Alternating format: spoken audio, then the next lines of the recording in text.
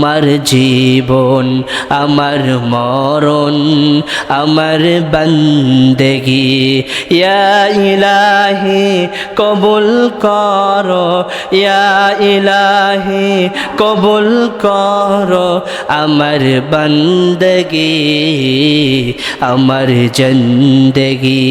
পড়েন আমিন। আল্লাহ রাব্বুল আলামিন বলছেন, আমি আল্লাহ রাব্বুল আলামিন হযরত ইব্রাহিম আলাইহিসসালামকে তার সন্তানকে জবাহ করার নির্দেশ দিয়েছি। কেমন বয়সে নির্দেশ দিয়েছি? যখন ইব্রাহিম আলাইহিসসালামের সন্তান চলাফেরা করার মতন বয়স হয়েছে। মূলত হযরত ইব্রাহিম আলাইহিসসালাম ইরাকে জন্মগ্রহণ করেন। ওই ইরাক থেকে হযরত ইব্রাহিম আলাইহিসসালাম ফিলিস্তিনে হিজরত করেন। ফিলিস্তিনে আসার পরে আল্লাহ রাব্বুল আলামিনের নির্দেশে তার দ্বিতীয় স্ত্রী হযরতে হাজরা আলাইহিস সালামকে নিয়ে তিনি মক্কায় চলে যান। ওই মক্কার মরু প্রান্তে ছোট সন্তানকে রেখে আসেন, সাথে স্ত্রীকে রেখে আসেন। কেউ বলছেন হযরত ইব্রাহিম আলাইহিস সালাম ওইখানে পরবর্তীতে দুইবার গিয়েছে, আবার কোন মুফাসসির বলছেন একবার গিয়েছেন। ইব্রাহিম আলাইহিস সালাম ওই একবার যখন আবার গমন করলেন মক্কার মরুপ্রান্তে, ইব্রাহিম আলাইহিস সালাম যখন রেখে আসছিলেন সেইখানে কোনো রকম বসতি ছিল না, গাছপালা ছিল না, কোনো রকম কূপ ছিল না। হযরত হাজরা আলাইহিস সালাম এবং তার সন্তান হযরত ইসমাইল আলাইহিস সালামকে যখন রেখে এসেছিলেন, কিন্তু ইব্রাহিম আলাইহিস সালাম যখন এবার গিয়েছেন তখন গিয়ে দেখে, দূর থেকে লক্ষ্য করে দেখে ওইখানে কিছু পাখি উড়াউড়ি করতেছে। অভিজ্ঞ মানুষ, পয়গম্বর মানুষ বুঝে ফেলেছেন মরুপ্রান্তে যেখানে পাখিগুলি চক্কর দেয় ওইখানে কোনো রকম কূপ থাকে না, হয় কোনো বসতি থাকে। এমনিতেই পাখিগুলি চক্কর দিতে থাকে না। কোনো বসতিকে, কোনো কূপকে কেন্দ্র করে পাখিগুলি চক্কর দেয়। হযরত ইব্রাহিম আলাইহিস সালাম যখন গেলেন, গিয়ে দেখে ওইখানে হযরত হাজরা আলাইহিস সালাম এবং হযরত ইসমাইল আলাইহিস সালাম আল্লাহ রাব্বুল আলামিনের মহান রিজিকের ভিতরে তারা নিপতিত রয়েছে। সুবহানাল্লাহ। যখন রেখে এসেছিল একেবারেই শিশু সন্তান, ৮৬ বছরে উপনীত হওয়ার পরে ওই সন্তান আল্লাহ তাআলা তাকে উপহার দিয়েছেন। ওই ছোট শিশু এবং তার স্ত্রীকে মরুপ্রান্তে রেখে এসেছিলেন। কার নির্দেশে? কার নির্দেশে? আর আমরা আল্লাহর নির্দেশে ভাই এক তো নামাজ পড়তে পারি না, খেতে ধান রেখে এসে আইলের পর দাঁড়ায় উজু করে 2টা সেজদা দেব, ওই সাহস আমাদের হয় না। হযরত ইব্রাহিম আলাইহিস সালাম দূর থেকে লক্ষ্য করে দেখলেন যে কিছু পাখি চক্কর দিতেছে, উঠতেছে ওইখানে। তার মানে ওনার অভিজ্ঞতার আলোকে উনি ভাবলেন যে হযরত হাজরা আলাইহিস সালাম আমার স্ত্রী এবং সন্তান অবশ্যই আল্লাহ তাআলার রিজিকের মধ্যেই রয়েছে। সুবহানাল্লাহ। আমার ভাইয়েরা, ইব্রাহিম আলাইহিস সালাম সেখানে চলে গেলেন। ইব্রাহিম আলাইহিস সালাম যাওয়ার পরে বলছেন, ক্বালা ইয়া বুনাইয়া ইন্নী আরায়া ফিল মানাম। ইব্রাহিম আলাইহিস সালাম বলছেন, ওই আমার বৎস, ওই আমার কলিজার ধন, তুমি শুনে নাও, আল্লাহ রাব্বুল আলামিন আমাকে স্বপ্ন যোগে ওহী পাঠিয়েছেন। আল্লাহ রাব্বুল আলামিন কি ওহী পাঠিয়েছেন? আন্নী আযবাহুকা ফানজুর মাযা তারা। তোমাকে স্বপ্ন যোগে দেখিয়েছেন তোমাকে হত্যা করতে হবে, জবহ করতে হবে। কি করতে হবে? পিতা সন্তানকে বলছেন স্বপ্ন যোগে আমার রব দেখিয়েছেন তোমাকে হত্যা করতে হবে, জবহ করতে হবে। এবার সন্তানের উক্তি, তার অভিমত কি হতে পারে? আমাদের বেলায় যদি বলতো, কি বলতো? আমরা কি বলতাম? আর হযরত ইসমাইল আলাইহিস সালাম সন্তান কি বলে এবার খেয়াল করুন। আল্লাহ রাব্বুল আলামিন সেই চমৎকার কথা পবিত্র কোরআনের ভিতরে তুলে দিয়েছেন। আল্লাহ বলছেন কি, ক্বালা ইয়া আবাতি ইফআল মা তুমার। সুবহানাল্লাহ। কান হযরত ইসমাইল আলাইহিস সালাম বলছেন, ওহে আমার পিতা, আপনার প্রভু আপনাকে যা করতে বলেছে আপনি ওইটাই করুন এবং যথাযথ করুন। সুবহানাল্লাহ। কিন্তু আমাদের বেলায় যদি হতো, আমার বাবা এসে যদি বলে, ওহে সন্তান, ওহে বৎস, তোমাকে হত্যা করা লাগবে, কার নির্দেশ? আল্লাহর। আমরা বলতাম তোমার আল্লাহও পাগল, তুমিও পাগল। ঠিক কি না? এখানে শুধুমাত্র কুরবানির শিক্ষা নাই। আমার ভাইয়েরা মনোযোগ দিন, এদিকে মনোযোগ দিন। এখানে কেবল কুরবানির শিক্ষা নয়, এখানে একজন সন্তান পিতার কতটা বাধ্য হবে, কতটা অনুগত হবে, ইসলাম ওই শিক্ষাটাও দিচ্ছে। পিতা সন্তানের খুনের জন্য একটা মহারণা নিয়ে এসেছে, সন্তান রাজি হয়ে গেছে। ওই সন্তান কতটুকু আল্লাহ রাব্বুল আলামিন তার উপরে সন্তুষ্ট হয়েছেন, এরপরের আয়াতে সেই বিস্তারিত আলোচনায় আমরা যাব। আমার ভাইয়েরা, আল্লাহ রাব্বুল আলামিন হযরত ইসমাঈল আলাইহিস সালামের কথাটা এখানে নোট করেছেন।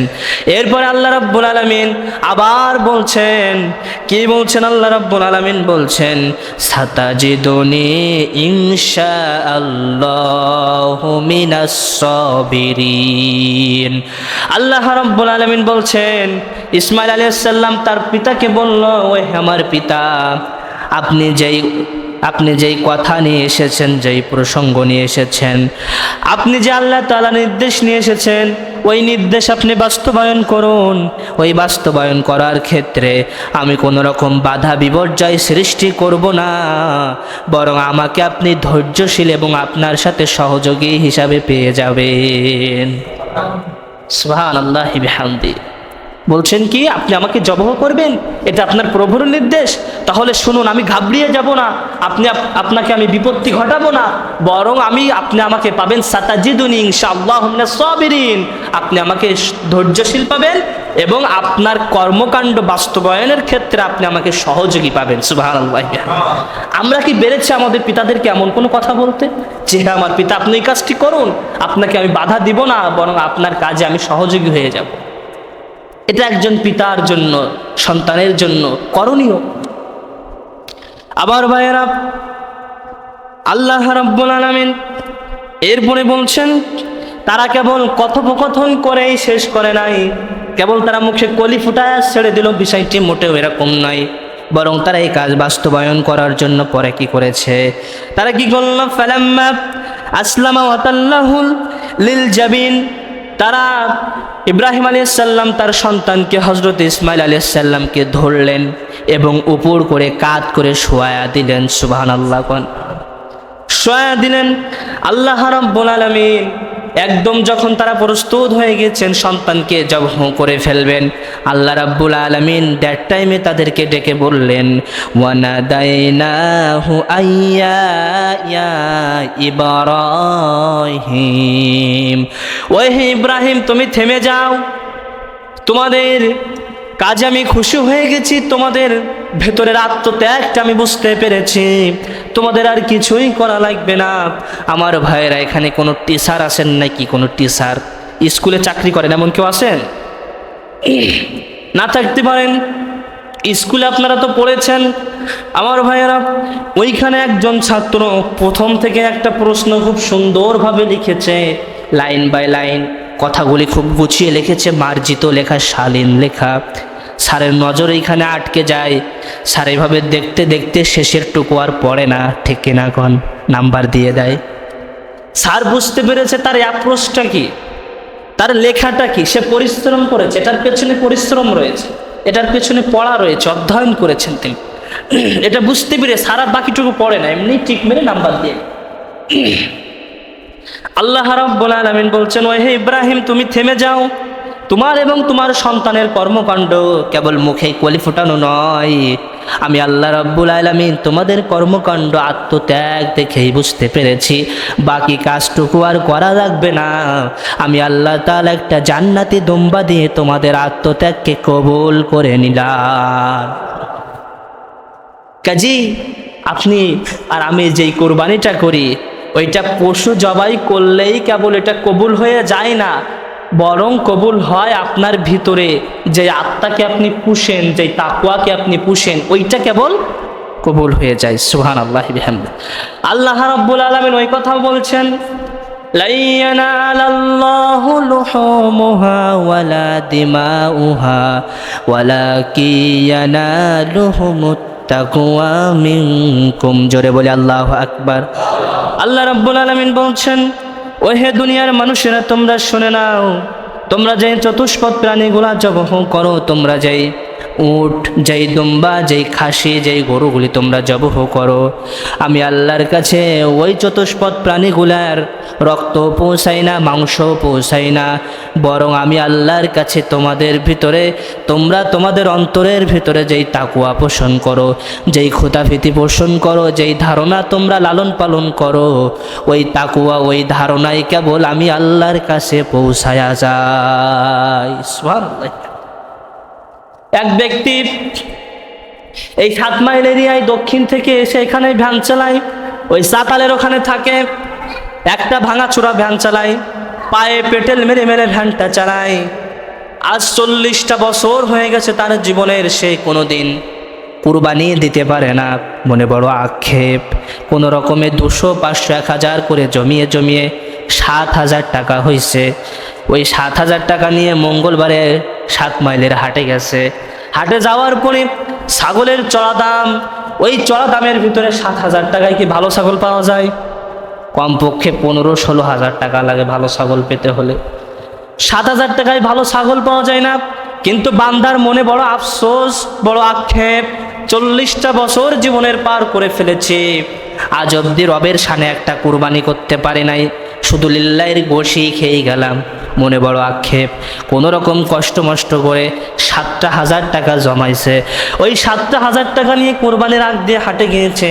হাট তো এখন প্রায় আগুন তুঙ্গে উঠে গিয়েছে। ওই হাটের মধ্যে গিয়ে ভালো কোনো ছাগল 7000 টাকায় পাওয়া যায় না। এক কোণে দেখা গেল একজন একটা বাচ্চা ছোট একটা ছাগল নিয়ে দাঁড়ায় রয়েছে, গায়ে কোনো গোশ নাই, হ্যাংলা ম্যাংলা এমনভাবে দাঁড়িয়ে রয়েছে, জীর্ণ শীর্ণ। লোকটি গিয়ে বলল, বাবা কত? উনি 10,000 টাকা দাম চাইলো। কোনো রকমে বলে কয়ে 7000 টাকায় ছাগলটিকে নিল। কিন্তু বাজার থেকে বাইর হওয়ার পরে চক্ষু লজ্জায় ছাগলটাকে দেখাতে পারে না। লোকটি বড্ড ভালো মানুষ, নামাজি মানুষ, ছাগলটাকে দেখাতে পারে না। কোনো রকম গায়ে ছেঁড়া গামছা ছিল, গামছা দিয়ে পেঁচিয়ে ভ্যানে করে বাসায় নিয়ে আসছে। আর একজন মানুষ ওই পাশে, যে পাশে বড় গরু বিক্রি হয় 2 লাখ টাকা, 3 লাখ টাকা, ওইখান থেকে 4 লক্ষ টাকা দিয়ে একটা গরু কিনছে। এরপরে 20,000 টাকা দিয়ে একটা পিকআপ ভাড়া করছে। ওই গরুকে খেদমত করার জন্য আরও 3 জন লোক নিয়োগ দিয়েছে। একেবারে ওই মাইকে ঘোষণা দিয়েছে, আলহাজ অমুক সাহেব 4 লক্ষ টাকা দিয়ে গরু কিনছে কুরবানির জন্য। রমরম একটা ব্যাপার। শরীরে একটা ভাবি আলাদা। হাজি সাহেব মানুষ, ওই উঁচু জায়গায় দাঁড়িয়ে গরুটাকে 4 লক্ষ টাকা দিয়ে কুড়াই করলো। 20,000 টাকা দিয়ে পিকআপ নিল আরও 3 জন মানুষ খেদমত করার জন্য। এলাকায় নিয়ে গেল, সারা পড়ে গেল। গরু একটা নিয়ে এসে গিয়ে দেখিয়ে এসো, তোমাদের আর কি গরু? এরম লোক আছে আপনাদের দিকে? ভাই রে ভাই, ওই যে একজন ব্যক্তি জীর্ণ শীর্ণ 7000 টাকা দিয়ে একটা ছাগল কিনছে, আর একজন 4 লক্ষ টাকা দিয়ে গরু কিনছে। আমার আল্লাহ বলছেন, গোলাম শোনো, ওই 2 ব্যক্তি যখন কুরবানি করবে, পশুগুলিকে জবহ করবে, আমি আল্লাহর কাছে ওই 4 লক্ষ টাকার যেই গরু রয়েছে, ওই গরু ব্যক্তির মালিকানা যে রয়েছে, ওই মালিকের তাকওয়া আমি আল্লাহর কাছে পৌঁছাই না। ওর গোস্ত পৌঁছাই না, ওর রক্ত পৌঁছায় না, হাড় হাড্ডি পৌঁছায় না। কিন্তু আমার যেই বান্দা জীর্ণ শীর্ণ 7000 টাকা দিয়ে একটি ছাগল কুড়াই করলো, ওই ছাগল হয়তো জীর্ণ শীর্ণ হতে পারে, কিন্তু তার ভিতরে থাকা তাকওয়া হলো একেবারে টইটুম্বর। সুবহানাল্লাহ। কাজেই কেবল স্ট্যাটাস দিয়া আর বড় পশু দিয়ে কুরবানি কবুল করা যায় না। কুরবানি যদি কবুল করতে হয়, আপনার ভিতরে এক বুক ভালোবাসা থাকা লাগবে, এক বুক আত্মত্যাগ থাকা লাগবে। ওই ত্যাগকে যখন আপনি জবহ করবেন, চোখ দিয়ে যখন 2টি ফোঁটা পানি পড়বে, ওই পানিটা আপাত দৃষ্টিতে দেখা যায়, বাহ্যিক দৃষ্টিকোণ থেকে দেখা যায় জমিনে পড়ে, কিন্তু বিশ্বাস করেন ওইটা জমিনে পড়ে না। আমার আল্লাহ বলে, ওই 2টা ফোঁটা একেবারে সরাসরি আমার আরশে ঘামারে। প্রিয় ভাইয়েরা, কাজী বুঝা গেল কেবল এইগুলো দিয়েই কিন্তু কুরবানি হবে না, নিয়তকে পরিশুদ্ধ করতে হবে। পারা যাবে? এই দুনিয়ার কুরবানিগুলা, দুনিয়ার কাজকর্মগুলা, ইবাদতগুলি কোনো রকম মানুষের জন্য হওয়া চলবে না। একদিকে আপনার কুরবানি যেমন কবুল হবে না, অন্যদিকে আপনি শিরকিয়াতের সাথে মিলিত হয়ে যাবেন, আপনি অহংকারী হয়ে যাবেন। দাম্ভিকতা আমার আল্লাহ পছন্দ করেন না। তাই আল্লাহ নবীকে ডেকে বললেন, নবী আপনি বলুন, কুল ইন্নাস সালাতি ওয়া নুসুকি ওয়া মাহইয়ায়া ওয়া মামাতি লিল্লাহি রাব্বিল আলামিন। জোরে বলুন আল্লাহু আকবার। আমার জীবন, আমার মরণ, আমার বান্দেগি ইয়া ইলাহি কবুল করো, ইয়া ইলাহি কবুল করো আমার বান্দেগি, আমার জিন্দেগি। পড়েন আমিন। কাজী দুনিয়ার কোনো কর্মকাণ্ড কোনো মানুষকে দেখানোর জন্য হবে না, বরং দুনিয়ার সব কর্মকাণ্ডগুলি আমি যেহেতু মুসলমান, আমি যেহেতু মুমিন, আমার সব কিছু সন্তুষ্টির আশা একজনের কাছে থাকবে। আওয়াজ করে বলেন তিনি কে? আমার ভাইয়েরা, কাজী বোঝা গেল আমরা যেই কুরবানিগুলা দেব, এই কুরবানিগুলা অনেকের হাটেই শেষ হয়ে যায়, অনেকের মাঠেই শেষ হয়ে যায়, অনেকের গল্পের কারণে শেষ হয়ে যায়। আমি অন্তত পত্তাই ঠকবো, কিন্তু আমি আল্লাহর কাছে তাকওয়াই ঠকতে চাই না। ঠিক কিনা? আমরা পত্তা নিয়ে, এটাই পত্তা হবে কিনা, এটা কতটুকু হবে, এইটা নিয়ে বেশ একটা মহড়ানো নেই। আপনি লস করছেন, আপনি সবসময় হাটের পাশে থাকেন, আপনি লস করলেন, এটা কোনো কাম করলেন? মনে রাখবেন, পত্তাই লস হোক, কিন্তু তাকওয়াই লস করা যাবে না। পত্তাই লস হলে ওটা সাময়িক, ওই 2-3 হাজার টাকা, 4 হাজার টাকা, 10 কেজি মাংস, ওইটা আবার জীবনে অর্জন করা যাবে। কিন্তু একটা কুরবানি মিস হয়ে গেলে, জীবন থেকে চলে গেলে, ওইটা কখনোই অর্জন করা যাবে না। প্রিয় ভাইয়েরা, আরও একটি কথা আপনাদেরকে মনে রাখতে হবে, যে যে পশুটি আমরা জবাহ করব, ওই পশুর ক্ষেত্রেও আমাদেরকে সচেতন থাকা লাগবে। কেমনে? একজনের বাড়ি 5টা ছাগল রয়েছে। কয়টা ছাগল ভাই? 3টা খাসি ছাগল আর 3টা বকরি। তো 2টা খাসি ছাগল, 3টা বকরি। তো কি করে, যে এই খাসিটা বড় 25,000 টাকা 30,000 টাকা হয়, ওইটারে বিক্রি করে দেয়। আর যেটা ছোট, একটু ঘ্যানা খায় না, একটু জীর্ণ শীর্ণ, ওইটারে আল্লাহর জন্য রেখে দেয়। এমন মানুষ আছে আপনাদের এদিকে? আমাদের এদিকে তো ভরপুর। যাই হোক, এর সঙ্গে একটি কথা, যেহেতু কুরবানি পৃথিবীর প্রাচীনতম একটি ইবাদত, এই কুরবানি হযরতে আদম আলাইহিস সালামের সময়ও ছিল। হযরত আদম আলাইহিস সালামের 2জন সন্তান ছিলেন, নাম হলো হাবিল এবং কাবিল। তো আল্লাহ তাআলার কুরবানির নির্দেশে হাবিল ভাবলো, আমি যেহেতু আমার প্রভুকেই দেব, আমার রবের জন্যই দিব, যিনি আমার পালনকর্তা, যিনি আমার লালনকর্তা, যিনি আমাকে ছোট থেকে বড় করেছেন, এই সাম্রাজ্য দান করেছেন, সেই রবকে আমি কেমনে একটা জীর্ণ শীর্ণ পশু দেই।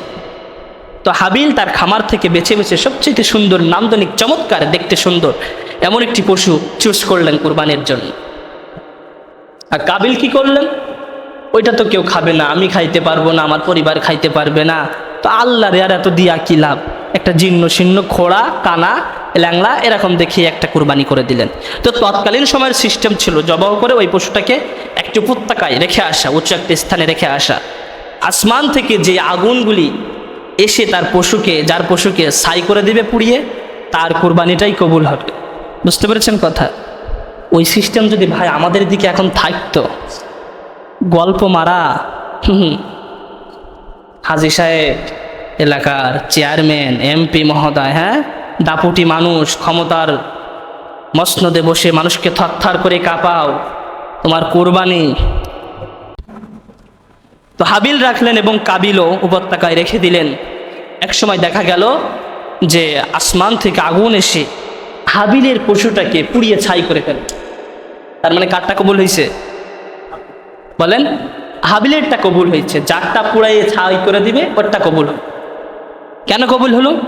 কারণ হাবিল এবং কাবিলের 2জনের কনসেপ্ট একই নয়, বরং ভিন্ন ভিন্ন। হাবিল ভাবছে আমার প্রভুকে দেব, সে তো আমার লালনকর্তা, পালনকর্তা, তিনি তো আমাকে রিজিক দেন, তার জন্য খারাপটা চুজ করা যায় না। ভালোবাসার জায়গা থেকে তিনি করেছেন উত্তম সুদর্শন একটি পশু। এবং অপরদিকে কাবিল কি করেছেন? একটি ল্যাংড়া খোড়া, একটি জীর্ণ শীর্ণ পশু আল্লাহ তাআলার জন্য দিয়েছে। ভাইয়েরা, এই পশু সেই সময় খাওয়া যেত না, কিন্তু এখন খাওয়া যায়। এজন্য অনেকে আবার ভালো পশু জবাই করে, আমরা খাবো, একটা খারাপ দিলি কেমন দাগ লাগে, এটা কি খাওয়া যায়? প্রিয় ভাইরা, আল্লাহ রাব্বুল আলামিন বলছেন যে তোমরা যেই পশুটি কুরবানি করো, ওই পশুটি কার জন্য কুরবানি করা হয়? জোরে বলেন। আল্লাহর জন্য যেটা কুরবানি করলেন ওইটা কি আপনার থাকে? আর থাকে কেমনে থাকে? এই মসজিদ আল্লাহর ঘরে আপনি 10টা টাকা দিলেন, ওইটা কি আপনার রয়েছে নাকি আল্লাহর হয়ে গিয়েছে? আল্লাহর হয়ে যারা প্রতিনিধিত্ব করে তারা যেখানে খুশি সেখানে কাজে লাগাতে পারে, এটা রাইট। কিন্তু আল্লাহর জন্য আপনি যেই পশু কুরবানি করলেন ওইটা আপনার নাই। এরপরও আল্লাহ আপনাকে যেই এক অংশ দিচ্ছেন ওইটা আল্লাহ আপনাকে কি দিচ্ছেন? খুশি হয়ে দিচ্ছেন খেতে। বুঝতে পেরেছেন কথা?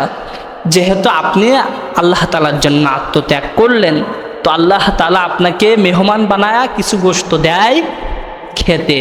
ওই সিস্টেমটা এখন ওই চালু থাকলে পারত, আসমান থেকে আগুন আসবে, পোড়ায়া দিবে, কেউ খাইতে পারবে না, পারত কি না?